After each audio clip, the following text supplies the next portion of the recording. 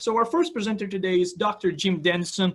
Dr. Denison is a professor in the Faculty of Kinesiology, Sport and Recreation at the University of Alberta here in Canada. He's a sports sociologist and coach educator. His research examines the formation of coaches' practices through a post-structuralist lens. He's also the former director of the Canadian Athletics Coaching Center from 2010 to 2014. Along with his numerous book chapters and referred articles, Dr. Denison has edited Coaching Knowledges, Understanding the Dynamics of Performance Sport, and co-edited Endurance Running, a socio-cultural examination, in addition to Moving Writing, Crafting Movement, and Sport Research. Dr. Denison serves on the editorial board of Sports Coaching Review and was co-editor of the Routledge Handbook of Sports Coaching back in 2013. He's also the author of The Greatest, the official biography of Ethiopian running legend Haile Gebrselassie, and Bannister and Beyond, The Mystique of the 4-Minute Mile, a collection of in-depth interviews with a wide array of sub-4-minute milers. Before coming to the University of Alberta, Dr. Denison held positions at the University of Waikato, New Zealand, the Montfort University, and the University of Bath in the United Kingdom. He's originally from New York, earned his PhD in kinesiology from the University of Illinois in Champaign-Urbana, and his master's degree in educational psychology, from the University of Toledo. He's also a pretty good former NCAA Division I middle distance runner at Fordham University with a personal best of 3:43.50 for the 1500 meters. He has quite a good amount of coaching experience. He was head boys cross-country and track coach at Bronxville High School in New York, the assistant men's cross-country and track coach at the University of Toledo, and a volunteer assistant men's cross-country and track coach at the University of Illinois in Champaign-Urbana. And Dr. Denison has some fantastic views on practice design, coaching, education. Dr. Denison, we're very excited to have you here today. Thank you so much, and I'll let you take over for now. Great. Thank you, Joao, for that excellent introduction. It's a pleasure to be here. Hello to everyone around the world. So I want to begin with some thanks, obviously, to Joao and the organizers, Dr. Michael Kennedy, for allowing me to speak today. It's a great honor. As Joao said, I have a bit of an endurance background, so I've never actually competed in triathlon, but I've played with a lot of triathlon components. I enjoy running, obviously, and swimming and biking, and sometimes I do all three in the same day. So I love your sport. When I was in New Zealand, as Joao mentioned, I did have a great opportunity to work with some people at Triathlon New Zealand. That was quite a long time ago. So it's a sport I definitely love. And I think, as Joao said, I wrote the biography of Haile Gebrselassie, and maybe some of you saw sort of a big event in track and field yesterday, 2 world records, women's 5,000 meters and men's 10,000 meters. So here I am speaking on the cusp of some exciting endurance performances. I also want to say it's great to be sharing the stage with my friend and colleague, Dan Paff. Dan has made an incredible contribution to coaching and coach education, 45 plus years now. So it's great to be here with Dan. I also want to say, of course, thanks to many of the people who have helped me put these ideas together in this presentation today. So that includes, colleagues, graduate students, coaches who I interact and collaborate with daily, friends, family, of course, support from the University of Alberta, all, and grants that I've got that have allowed me to sort of do this research and think about, coaching and how we can sort of, bring some sociocultural perspectives to the field of coaching. So let's get started, okay? Let's move on to what I want to talk about today. So generally, by way of sort of a general introduction, my talk today is divided into 2 main parts. So the first part I want to discuss why I think practice design is political, what that means and what the effects can have. So I recognize it's a bit of a provocative word in a title, politics. We don't often see that in an applied sports science presentation. But I want to try to, again, show how the way we think about designing our practices isn't necessarily something that's neutral, right? There's a lot of stakes involved that lead to certain perspectives becoming more prevalent than others. After that, the next part of the talk is I want to finish by talking about how we can bring that understanding and illustrate. I want to illustrate this through a number of very, very practical and applied concepts. How we can sort of take that understanding and use it as coaches to design and implement more effective and ethical practices. Okay? So Joel's instructed me to speak for around 50, 60 minutes. So for sure I will be within that range. Okay, so let's get started. So I'm going to start with a bunch of questions just to kind of warm us up, and what better place to warm up than in a Pilates studio. Okay, so is this a place to get strong? What about this place? This is in Finland, where I have a summer house and spent a lot of summers there. It was about 2 summers ago when I had to patch a road leading to our sauna.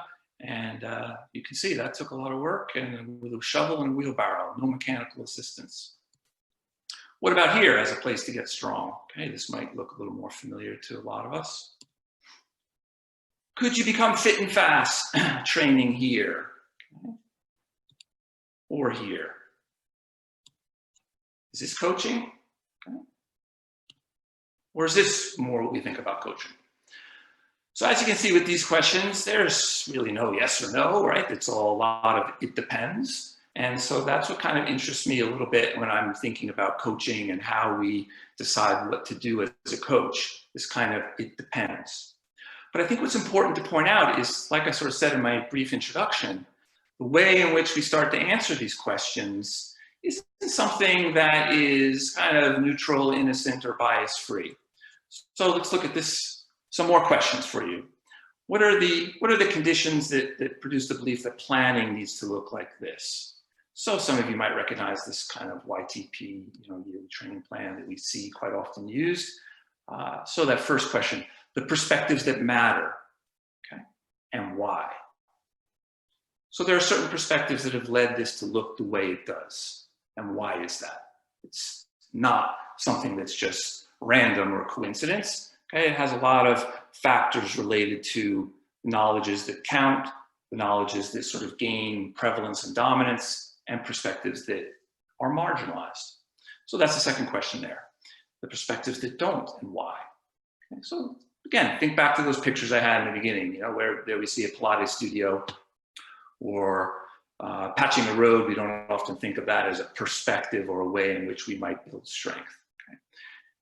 What effects does this have? This is what really interests me and has been driving my research for the last sort of 10, 15 years. What effects does it have on athletes' sense of self, athletes' bodies, athletes' performance, athletes' learning, athletes' development? What effects do these sort of perspectives and conditions that have shaped how we think things must be impacted on coaches' learning and how we teach coaches? And what's a proper coaching curriculum look like? Why are the sports sciences the way they are? And why do we invite certain people to speak at conferences like me and Dan and not other people? So all sorts of effects stem from the way in which we start to think and believe about what counts and what matters. And then, of course, I'm interested in the alternatives that are possible. So when we start looking critically at some perspectives and knowledges and practices we hold, what alternatives could begin to emerge as possibilities for thinking and coaching differently? So here's another sort of example just to illustrate what I'm kind of trying to set up here. So you've probably seen this kind of cartoon or meme before, the empty vessel idea where we pour knowledge into people's head. So again, we have perspectives that matter and why that have kind of produced this belief.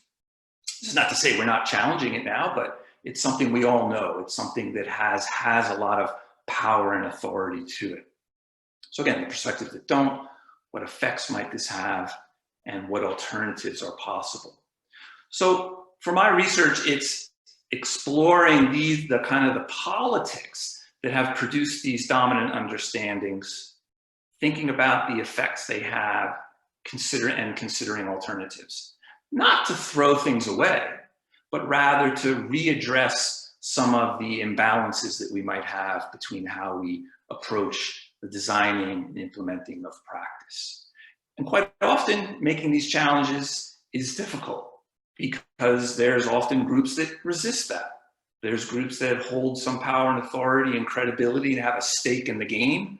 And so seeing some of their perspectives brought down a little bit becomes a threat. And now we have some politics around. You know, we have some jockeying for position as to what should count and why.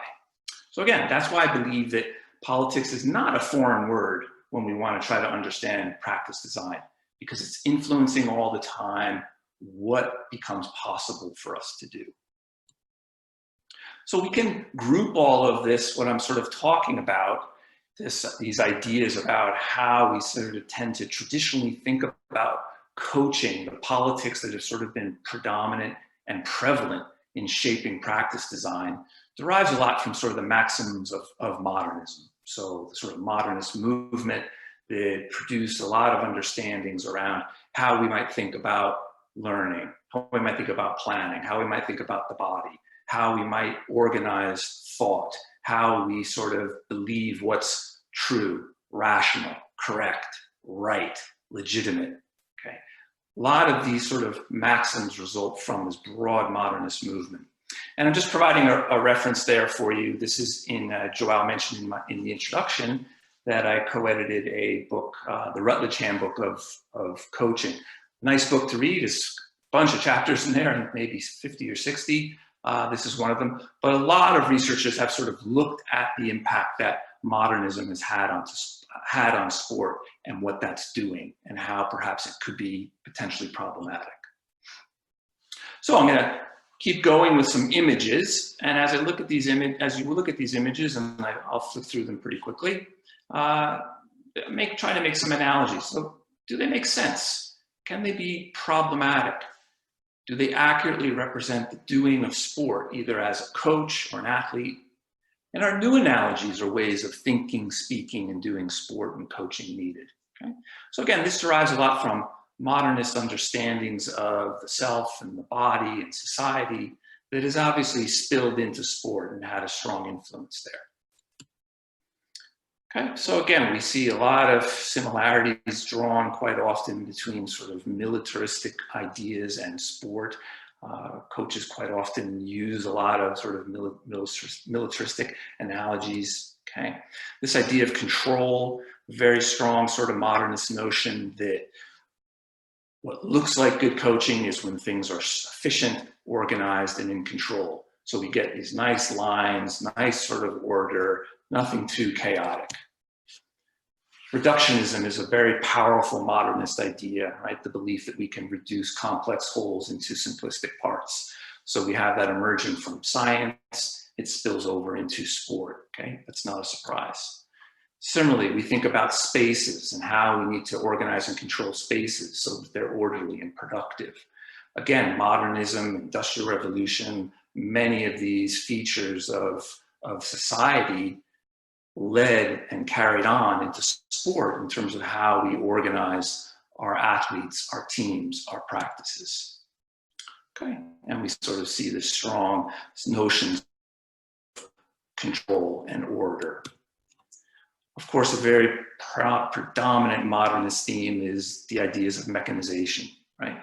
And how, you know, machines that provide sort of order and clarity and consistency and stability can be something that we sort of apply to sport. So again, a very strong metaphor that we see in sport all the time, right? I would challenge a lot of you to try to go a day without using the body as machine metaphor in a practice. It's become very much a taken for granted understanding of how we sort of speak about what sport is, what it does, and how our athletes perform, learn, develop, and grow. Again, back to this idea of efficiency, control, rationalization. We have these sort of strong values that have permeated through society, you know, over the last 100 years or so, and without question, move into sport. Again, another predominant metaphor that we see around production, right? And as a result, it trickles down into how we might break down practices, diagram skills, teach skills, right? Start to perhaps think in this very linear, rational, simplistic way. Science, of course, is outstanding at making evaluations, testing, measuring. And it's no surprise that some of those predominant values, which were groundbreaking in our society in terms of saving lives and preventing disease and preventing people's crops from wasting, and so avoiding famine and death, all right? And these are very strong themes emerging out of society, right, in the mid-1900s, late 1800s, that moved into sport, and it moved into physical education, and it moved into how we sort of began thinking about the body. And so it's something we've inherited. It's a legacy that's very powerful. So again, these analogies don't look misplaced, because these are the perspectives that have kind of joined and formed to help us understand how we coach. Here's one I found, a link to triathlon. This is sort of a clever wording for this club, 24/7, right? Using the swimming, biking, and running sort of icons to, again, give us this sense of surveillance, observation, hierarchies, order, binaries around expertise and who's in control and who has knowledge and who doesn't, and this sense that we're always being watched. Again, a strong modernist notion linked to control. Calculating outputs. It's not too crazy to think about, being on a treadmill is just sort of reducing a human to kind of a rat running on a wheel. Right now, of course, I'm not suggesting we're rats, but again, these understandings are subtle, they're nuanced. But as a researcher who looks at sociocultural ideas, that's what interests me. The subtleties and nuances that are prevalent in culture and society, and how they begin to trickle into or permeate something like coaching and sport. Okay, here we see the way in which we put spaces together and how we design them shapes what's possible to do in them. And we love the sense of order, rationality, control. It makes things look like they're working well. But again, we can start to ask questions, are they working as well as they could be? Is it optimal? Okay, more analogies that I think you can kind of see, right, in terms of linearity, progressions. Okay, thinking again a little bit more about machine thinking, these kind of ideas. And examination, right? So facets of society like industry, education, medical care, and sport, all of these have sort of shared very strong modernist tendencies to shape how practices are designed and how we think about learning and development. Which also kind of, this is sort of a very stark analogy, which I've written about in a lot of my research, with links to sort of prisoners and control and discipline and sort of monitoring behavior in very, very strict ways.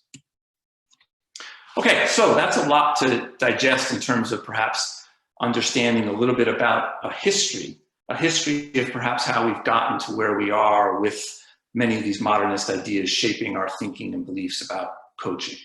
But I think we can also probably agree with this idea, right?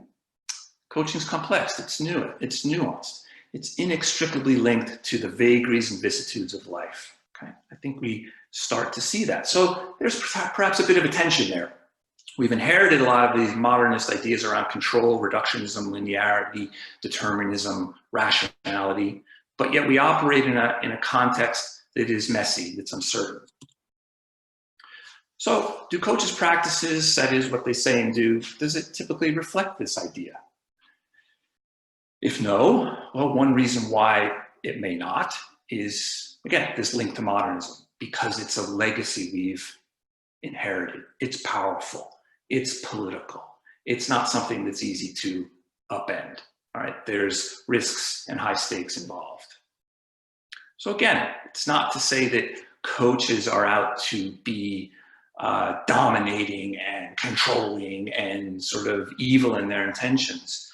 As a sociocultural researcher, I'm more interested in, like I had in a couple of earlier slides, what are the conditions that produce the belief that this is what is right, correct, true, or best? And how, as individuals, are we perhaps sometimes caught up into that? And it's only when we can start perhaps sort of look at that critically that we maybe can start to make some changes to them. Now, there's some outstanding coaches out there in our audience, I'm sure, who are really aware of coaching in a way that recognizes the complexity of what they're trying to do. But I guess my question would be, if that's true, how intentional and grounded in compatible philosophical and theoretical assumptions are their actions, choices, and decisions? And so this is where I bring together my interest in sociocultural research with coach education, because what I think is a powerful way to help coaches become more effective and more ethical, and hence more deliberate, intentional, and strategic with coaching in a way that recognizes the complexity, ambiguity, and uncertainty around them, is to be grounded in some sort of philosophical position, and then to support that with some theoretical concepts. Otherwise, we're perhaps not as, like I said, intentional in what we're doing. And maybe there's a little bit of hit and miss with the coherence around our philosophy and our ideas, sort of adhering to an ethical way of working with our athletes. So in the next two kind of bits of this presentation, I'm going to now move into some of the philosophical ideas that support sort of moving beyond modernism. So sort of an alternative philosophical lens or paradigm that we could adopt to move beyond these modernist assumptions. And then I'll finally conclude by talking about some specific theoretical concepts that could be used to put that philosophical perspective into action. So I'm sort of calling this kind of thinking new thoughts as a coach. And this is not a modernist picture, right? This sort of represents the chaos, complexity, uncertainty, ambiguity, changing nature that's sort of part and parcel of our everyday practices. So let's move a little bit beyond modernism. And as Joao mentioned, here's a $10 word that was in my bio, poststructuralism. I don't want to spend too much time on that. That's a talk in and of itself, but it is some of you have probably heard of the term postmodernism, but poststructuralism kind of moves a little bit further down the field from that idea. But just think of it as a paradigm or a rubric of thought that can sort of help us move beyond some of these tenets of modernism. And what I want to do and what follows is I want to talk about 4 key ideas that have been shaped by modernist thinking that I think we can flip a little bit, that we can look a little bit, that we can look at differently, that we can look at through this sort of post-structuralist take. And I chose these 4. There's many I could have chosen, but I chose these 4: power, knowledge, the body, and learning, because I think they're really relevant to what we do as a coach and what our job is. Now, as you see, I have in italics there, we can begin to problematize or to think critically about these ideas if you see the need or believe that matters.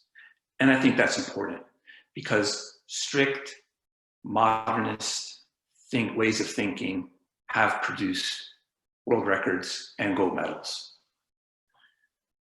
But is it optimal? Could we do better if we perhaps shifted some of our philosophical assumptions? Could we perhaps become more inclusive? Could we perhaps become more appreciative of difference? Could that perhaps keep people in our sport longer? Could we become more ethical in the way we practice? So again, I'm not saying what we've done before is dangerous, bad, or wrong, but I'm saying that perhaps if we frame it through a different lens, maybe it opens up some new ways of practicing that might be more effective and ethical. So again, you're all grown-ups here. You can do what you want. You can take from my talk whatever it is you want to do, but maybe you've seen or noticed some normal, routine, taken for granted practices, perhaps having some impacts that you don't like, and perhaps you're not sure how to solve those. So I think maybe we can think that way with these new concepts. But more specifically, as I move through this presentation, given the purpose of this talk, I want to make sure I'm always aligning, showing you how such an aim, right, sort of beginning to think a little bit with post-structuralism, how this can align with practice design and athlete learning and development. Okay, so let's get started. So this idea of power. From a modernist point of view, power is often defined very much in a hierarchical way. And like I told you, I'm interested in the history of ideas and how they form and develop. And here's kind of some of the ways in which this understanding has come about, right? I won't go through all of them, get a sense of what these aspects of our past have produced. But I will point to this final bullet point there around binary logics. Modernism very much sort of supports and promotes binary dualist kind of thinking. And here's just an example of some. There's many, many out there, right? If you look at the last one I have there, I think this is a really important one, you know, hard, soft, right? Hard is natural science, soft is social science. And remember, with binaries, there's always a top and there's always a bottom, right? That's sort of the modernist idea of how we might think about binaries. So it's always elevating something as more prevalent, predominant, and important. It gets more power, right? So that's why we see the sports sciences coming from the traditional sports science disciplines like exercise physiology, biomechanics, right?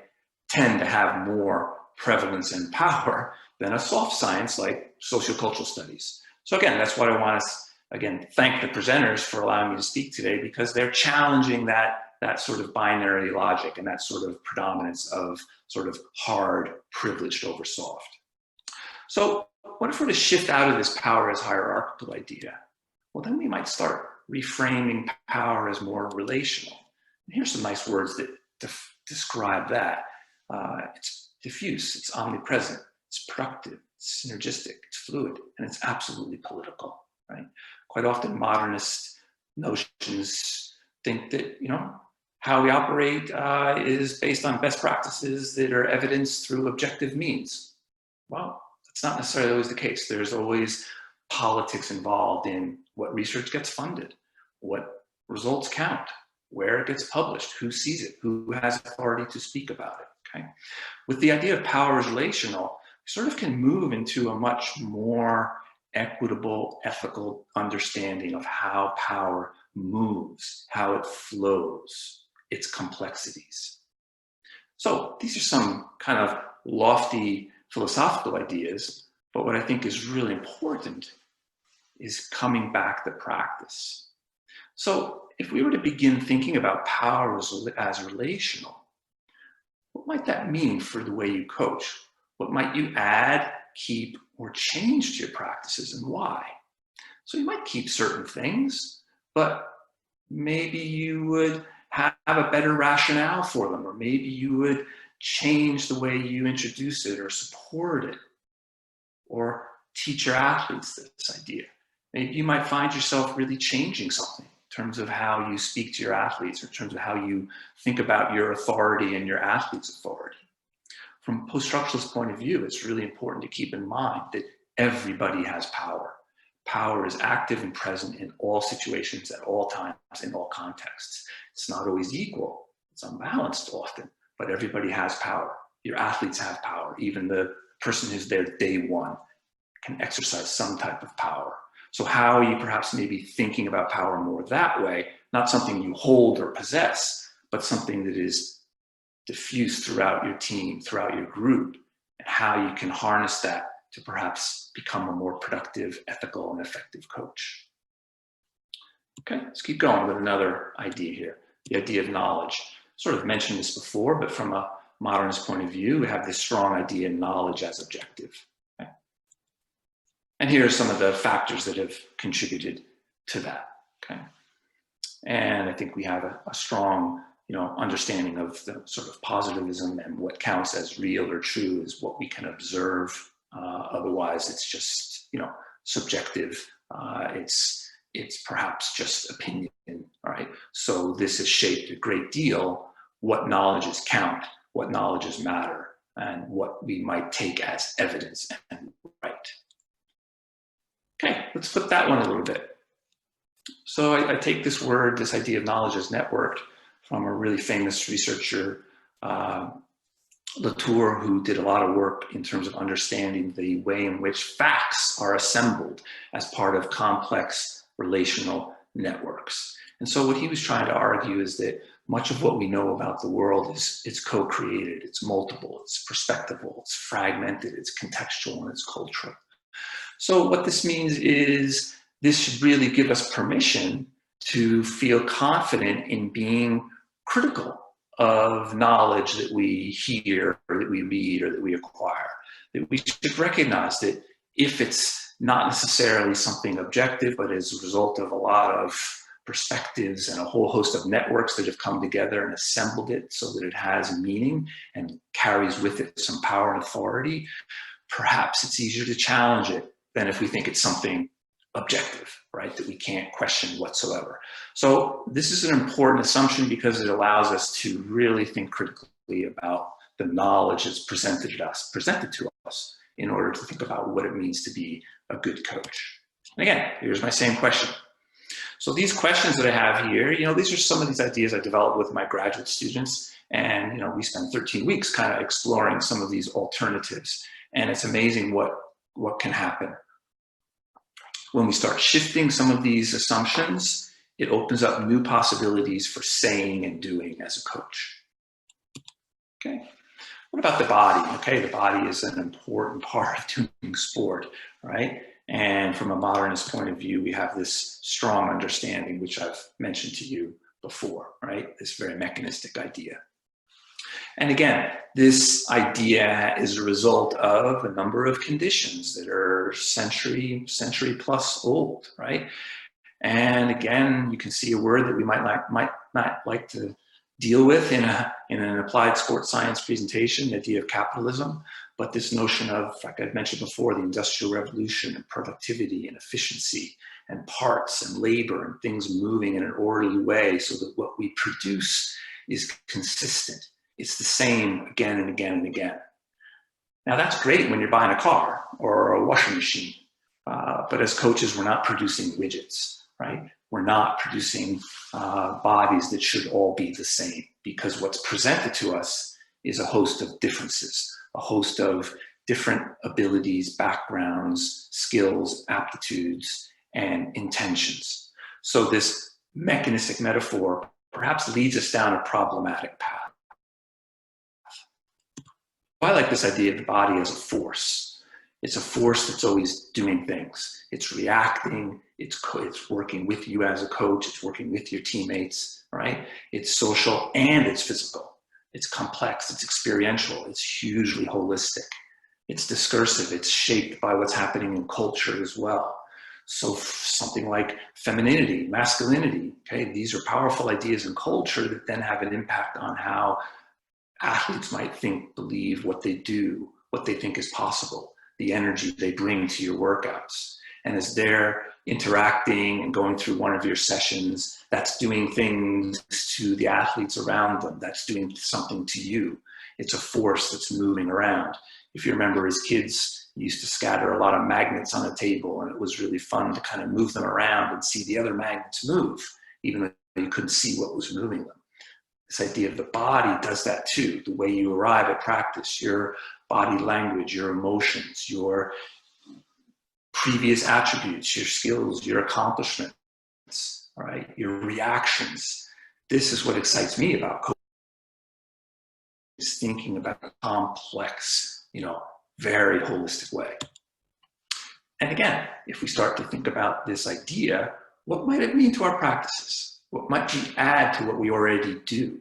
What might we keep? Because again, remember I said, a lot of us are coaching with intentions where we recognize the complexity and the chaotic nature of sport, learning, and development. So we want to keep it. But as you see in that question, why? This is where I come back to this notion of the importance of thinking intentionally, strategically, deliberately, so that you can have a more coherent understanding of why you're doing what you're doing, grounded in a philosophical position. The idea of developing a coaching philosophy is often kind of left to be something that gets reduced to a simple statement or a style of coaching. Whereas when we want to think about a coaching philosophy, it's about assumptions with respect to big words like ontology, reality, epistemology, knowledge, axiology, ethics. There's a fantastic paper written by a colleague of mine at Loughborough University, Chris Cushion. Maybe some of you know Chris's work. He's done a great coach, educator, and thinker. He's written a great paper on this, the importance of, with one of his students, Partington, sort of think about philosophy as more than just the the unbiased, neutral understanding of how to coach, right? That once we start seeing sort of the politics around the way in which understandings of reality and knowledge form and develop a perspective on that, then we're in a great position to really have a philosophy. Okay, last one here. Learning, huge for us in our sports, right? Like if our athletes aren't learning, how much are we really coaching? So a modernist idea, I remember that picture I had earlier on, this idea of learning through transition, okay? So again, here are some of the conditions that have led to that. And at the bottom, I point to power again, right? Power, politics, because it's set up some more binaries, right? Around expert, novice, who holds knowledge and who doesn't, okay? And all of that starts to become problematic, right? It can have unintended consequences. It can have effects. And so part of what I'm trying to argue here is if those effects bother you, then you need to not just change your practices, you need to also change your broader philosophical understanding of something huge like learning. And here's a word that might help you frame that idea, sort of learning as reciprocal, okay? So again, another word I really like that kind of captures this sort of dynamic interactional notion of learning, how it's emergent. It's embedded in social practices. It's highly embodied, okay? So it's not something simplistic. It's something highly complex. So all of these terms I've been trying to sort of introduce today, right? The idea of power is relational, knowledge is network, the body is a force, learning as reciprocal, I hope can help us sort of give us sort of touchstones to hold on to think about how that might shape the specifics of what we do in practice that recognizes that ambiguity, uncertainty, etc., that is endemic to what we do as coaches. And then so finally, repeat the same question. If I start playing around with this idea, what will I add, keep, or change? So this could be a nice thought exercise for you guys to think about, like, okay, how might this idea change some of the things I do? Okay, so a brief summary of kind of what I've just talked about. And this could be a nice, kind of captures clearly some of the main points from this part of my presentation before I move on to the final part. So I'm asking, let's start to refuse the premise of binary arrangements, reductionism, and universalism, strong tenets of modernism. Let's start to refuse some of that. Let's start to reinvent sports science claims as sense-making concepts, okay? Not as absolutes, truths, firm, unquestionable perspectives. And in this way, active coaching is something that is more social, cultural, part of our sort of contexts. So again, reinvent is important. I didn't say ignore, eliminate, dispose, ban, not at all. Just want to think differently about it. Think about where it's come from, what it's saying, and sort of not get seduced into grabbing onto it wholesale without any critical thinking. In these times where we see the importance of athletes' rights and a whole host of issues emerging around sport with ethics and abuse, I think we have to move into understandings where we're respecting subjectivity, context, and difference. Okay, I think it's a given. And so that means, again, shifting out of that modernist idea where bodies are just machines, but they're not, right? They arrive at practice with so much more to them, okay? And I think post-structuralism affords us that opportunity to think that way.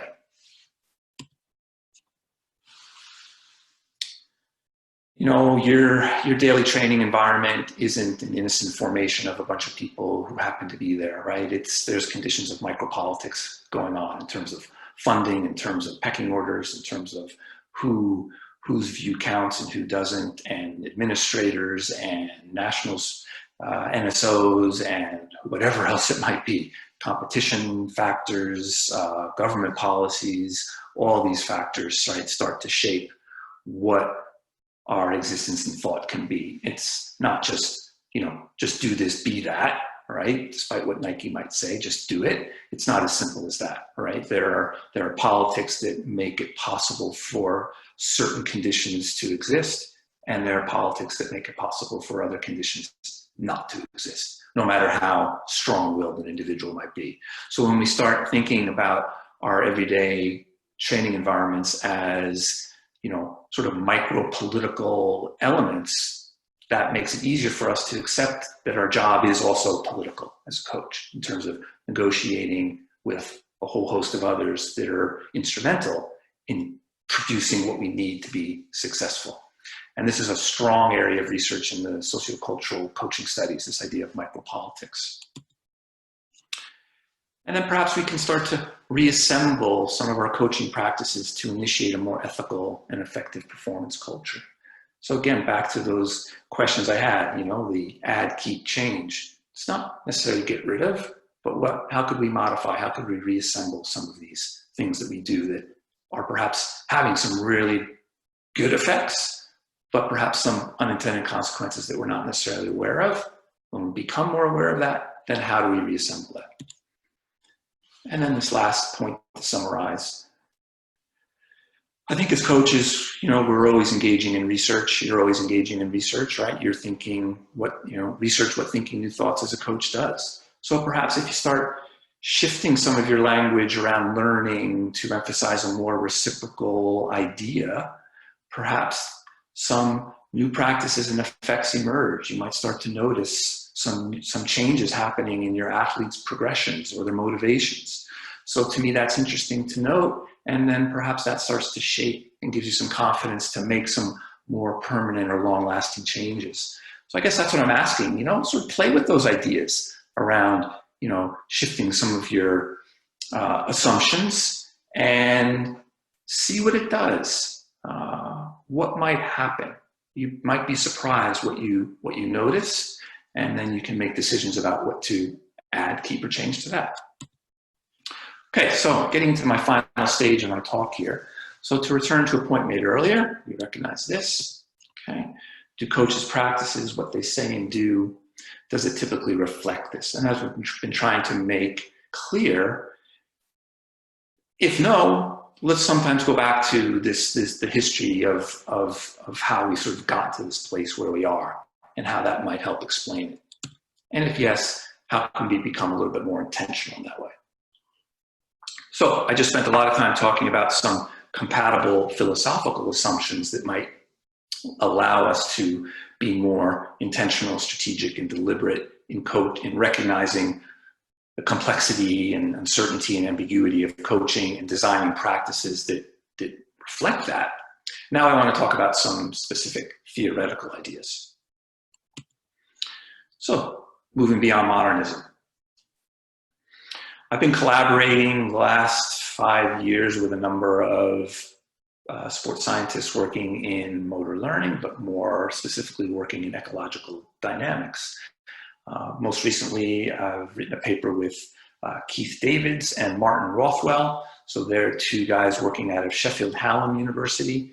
And we came together because we believed that, hey, we could forge a nice alliance between some of these notions of post-structuralism, which provide that philosophical idea, and then some of the theories emerging from ecological dynamics that can give us some really, as I said in my introduction, I want to give you some really practical ideas that you can bring to your practices that I think align and have a similar vision with this sort of post-structuralist idea. Because I think if I just leave it there at the philosophy, you're gonna leave today's seminar with me a little bit disappointed. So I want to try to give you some specific concepts to really hold your, that you can really look at carefully.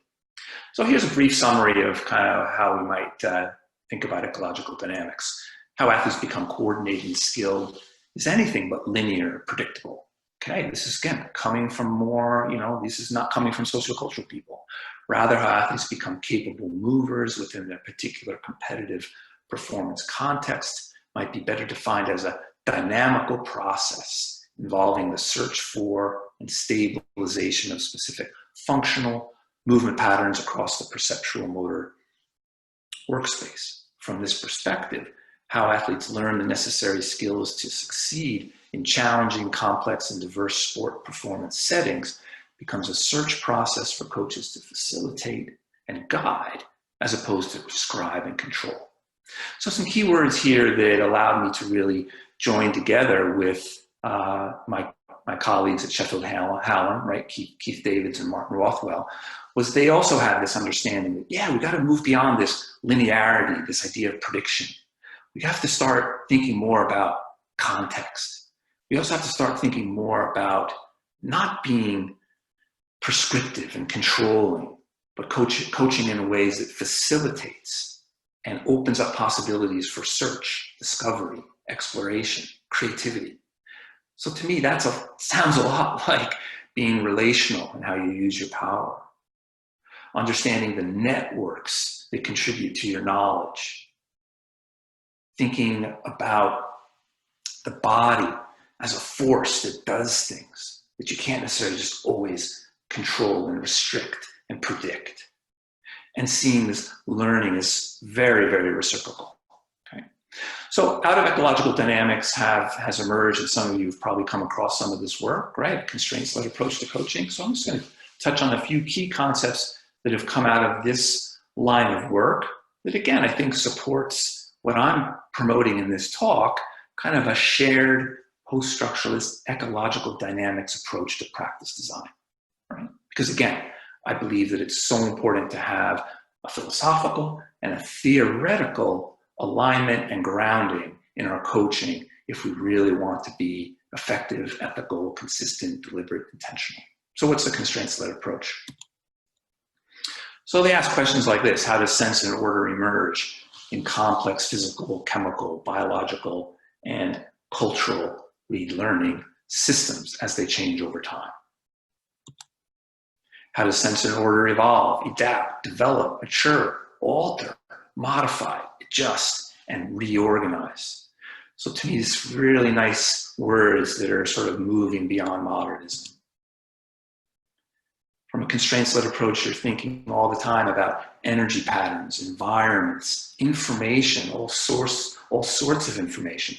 Information that individuals bring, information that comes from the tasks you design, information that comes from the environment, whether it's altitude, weather, temperature, or masculinity, femininity. All these are also peer pressure, right? These also are part of our environment. And these new interactive patterns they're always emerging between these system components. So again, it's moving on. I think about some of the pictures I had early on in this presentation around charting progression and maximizing outputs and calculating this and that. Okay, this is not that. This is sort of shifting to a new perspective. So how can we start to connect to practice? So I'm trying to, again, make a connection to practice as a result of thinking with some of these post-structuralist and CLA ideas.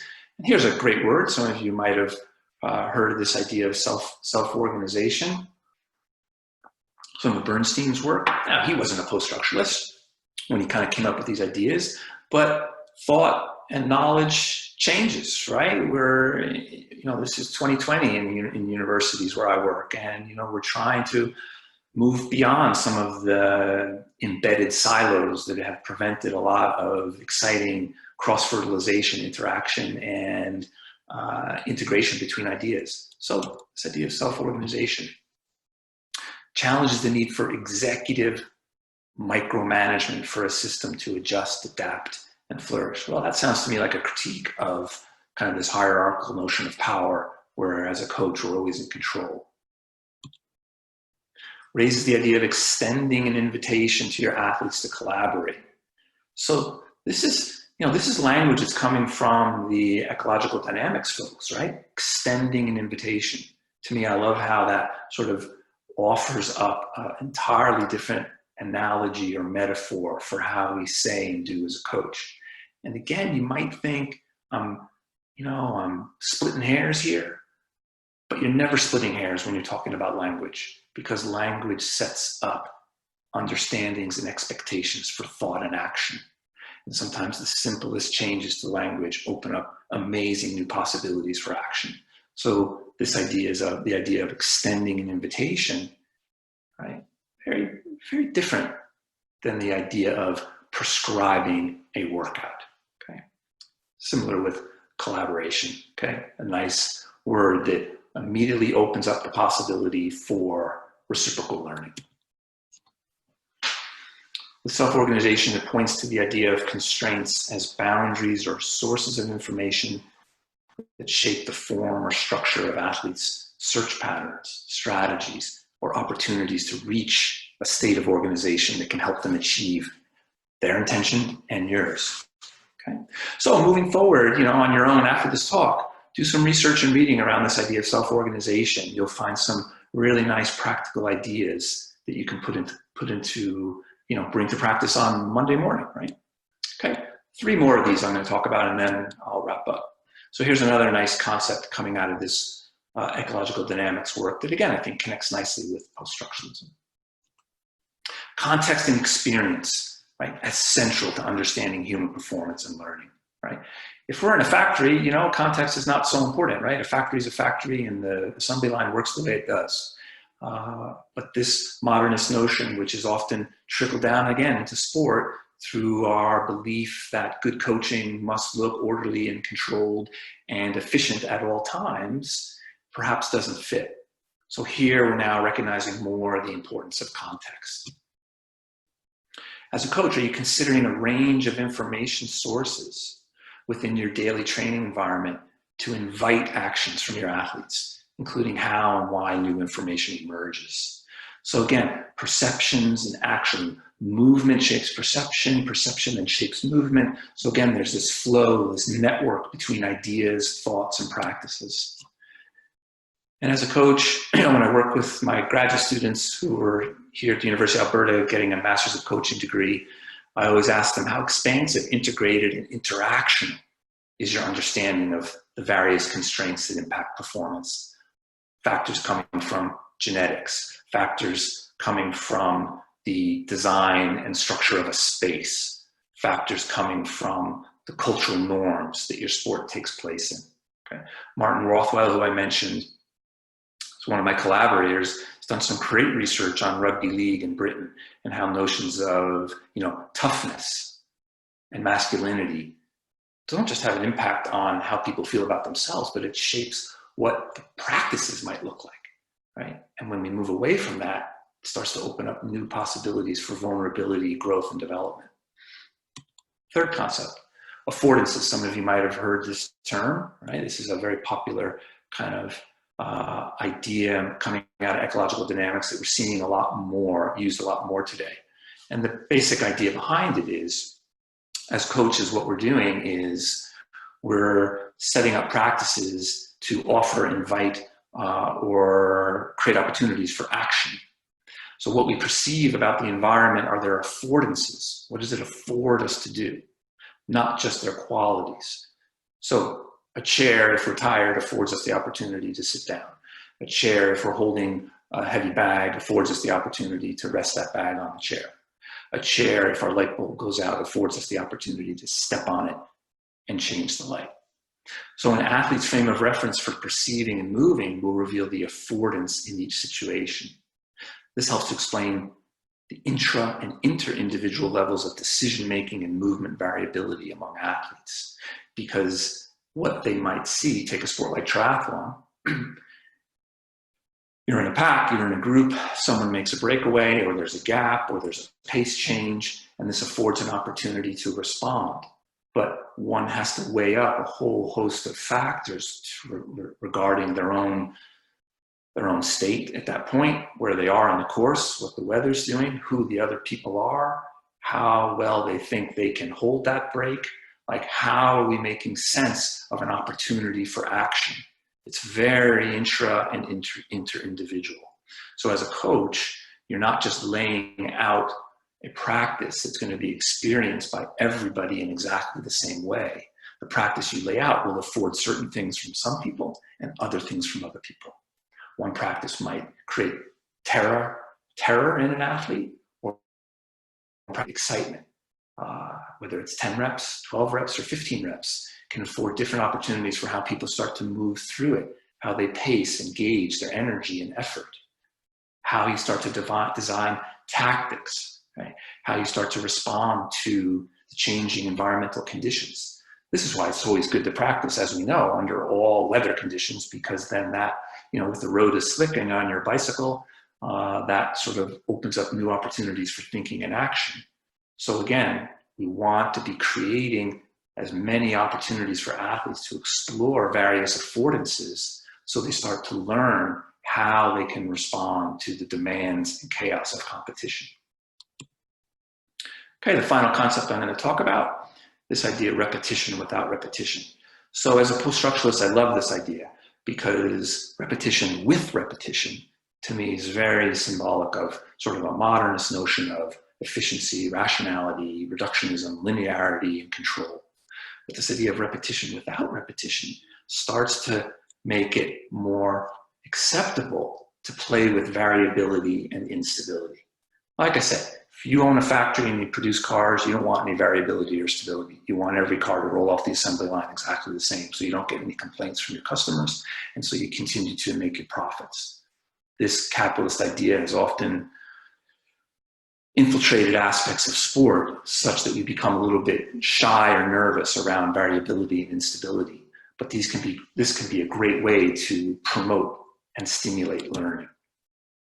So designing sessions that provide opportunities for athletes to search and explore, to create a range of effective and adaptable movement solutions. So again, our job is perhaps thinking more about variability and instability than it is control. But there's risks. It's political, because now your practices start to look a little bit messy. And perhaps if you have a funder who comes and looks at that practice, they think you don't know how to coach, or a parent thinks, this is not good for my child, right? They're not learning anything because this looks like a mess.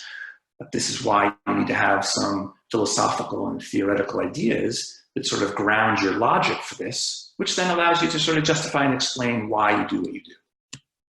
So let's conclude. So what I've been trying to present today is how perhaps we can start to develop some new thoughts as a coach.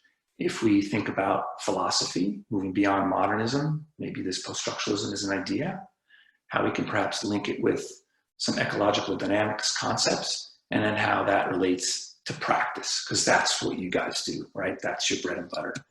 And these are sort of 4 key concepts that I sort of hopefully stimulated some thinking about, and paired those with these ecological dynamics ideas, which ultimately we want to perhaps use, right, to get a more effective, ethical, and outstanding performance from our athletes. Okay, so I'm going to stop there. I want to thank everybody for listening. I'm sorry I can't be with you in person, interacting with you, and seeing you all